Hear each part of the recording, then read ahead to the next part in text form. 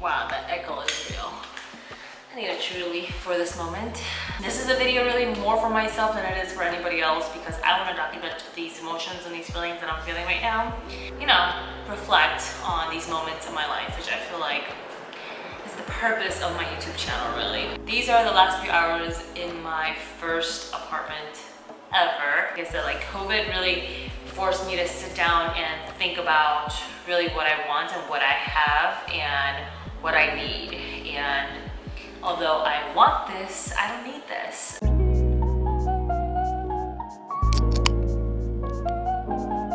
Alright, welcome to another day of moving. My apartment currently looks like somebody literally ransacked it. And I'm so like anxious. I feel like so stressed. I honestly feel so stressed out because like I literally have no space to walk. That's very stressful. So yeah, I'm gonna tackle this, hopefully be done with it in the next hour because I have to go to the new apartment today and clean up so that we are ready to move in tomorrow. Tomorrow's the big day. I woke up this morning and I was so sad. I was like, oh my god, I'm never gonna wake up to this apartment again. Never gonna wake up to this room again, this kitchen. It's a bittersweet moment, but I feel grateful to have lived here for a year.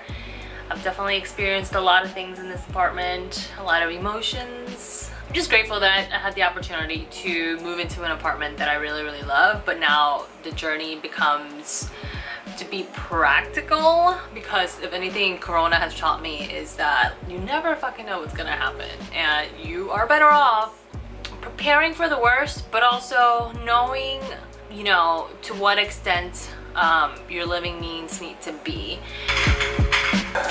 Get it, girl.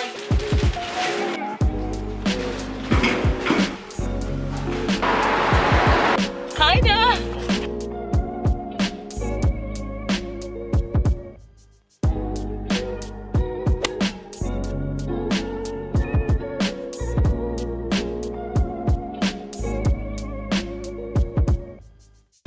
Goodbye bedroom. Thank you for all of the beautiful memories that we had in here. Can't forget the bathroom. Thank you for all of the luxurious showers because you have so much space. And goodbye my beautiful kitchen. You have been great. You've served an amazing purpose.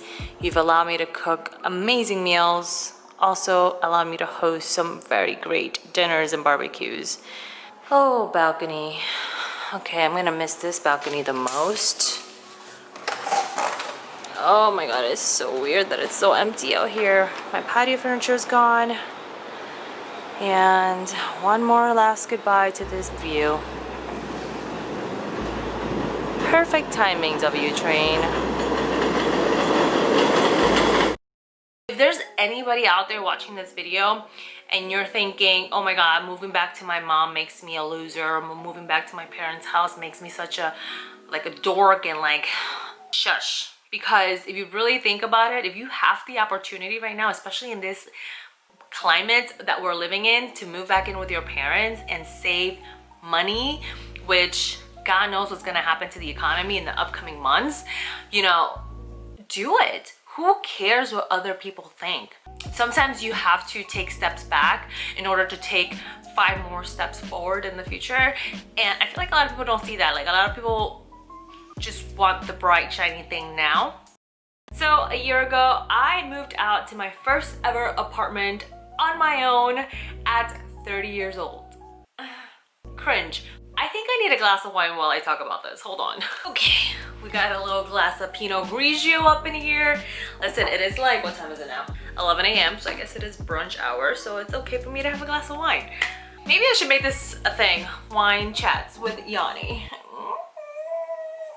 So last summer of 2019, I decided that I wanted to move out of my mom's house and find my own apartment closer to the city because I was currently working in the city, still work in the city, but not really because I'm working from home. Oh my god, the wine is giving me burping. And I was like, you know what? I've never moved out of my mom's house. I've always rented from her. I've always lived in her home. And although I paid rent, I never like really experienced the whole like having your own apartment. And I really wanted to like move into like a luxury apartment that was like super nice and pretty. And so that's exactly what I did. And I finally landed on the apartment of kind of my dreams, like half my dreams, because the apartment of my dreams would be so expensive, and the YouTube money is not coming in yet. So I really need you guys to hit that like button and leave me a comment below just telling me about your first time moving out experience, because I'm really curious to know like what other people have gone through. Yeah, please do that because it really helps my algorithm, because I think YouTube has been shadow banning me. Anyways, so I went apartment hunting, which in New York City, apartment hunting is like, ooh, like you need 5 bottles of wine to deal with that shit. The things they advertise on Zillow and apartments.com and the things that you actually see in person, it's like a Tinder profile. Like you think you're expecting beautiful freaking Kylie Jenner and then you get freaking a monkey. I don't know. There's nothing wrong with monkeys. Like, that was a bad analogy.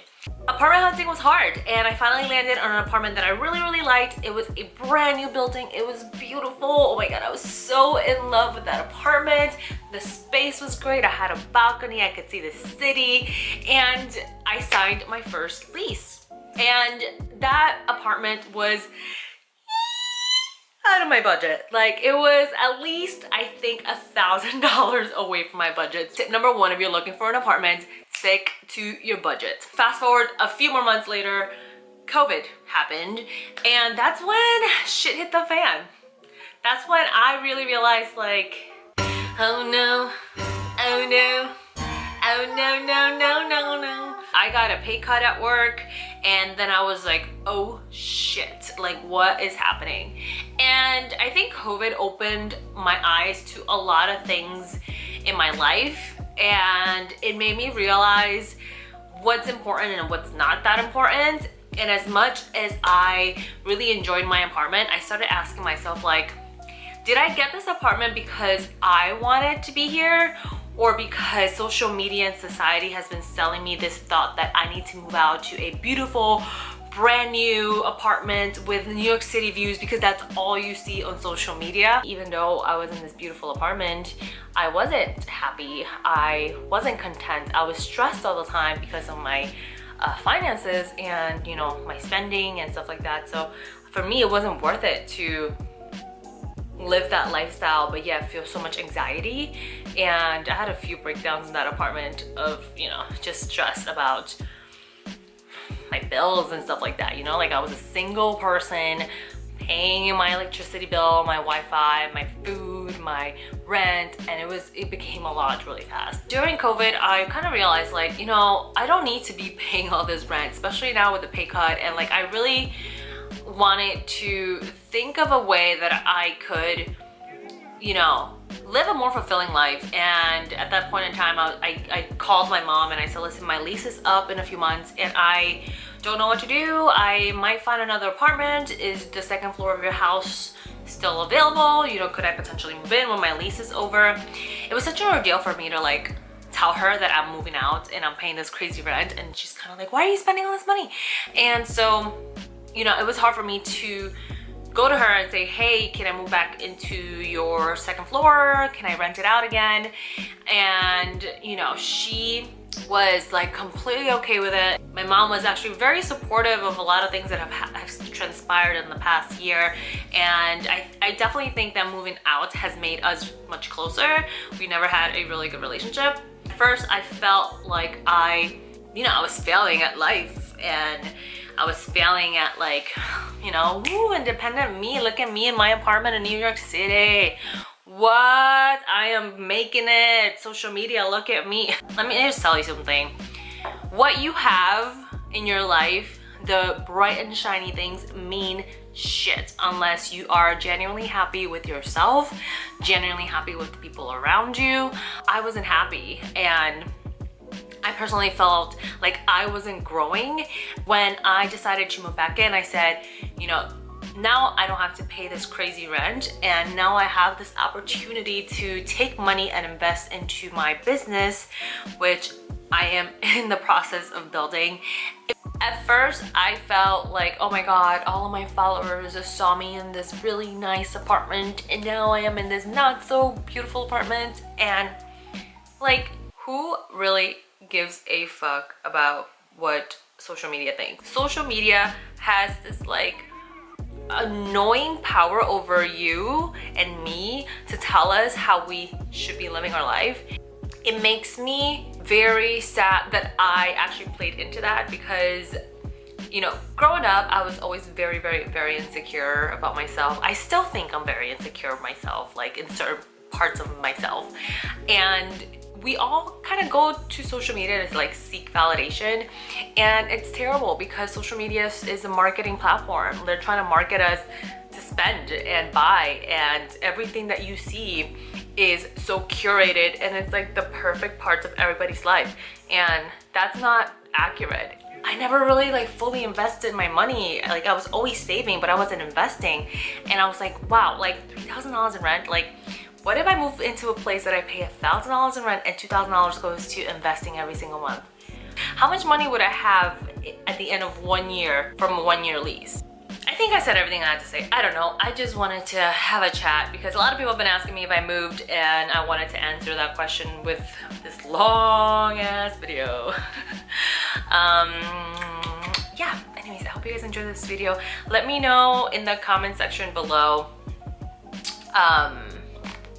Let me know in the comment section below what other chit-chatty videos you guys want to talk about. I'm here for the chatty videos. You know I love talking to you guys. Like, I can sit here and talk to you for like hours and hours on end. I can talk for a lot, you know. Anyways, I love you so much, and I'll see you guys in my next video. Mwah.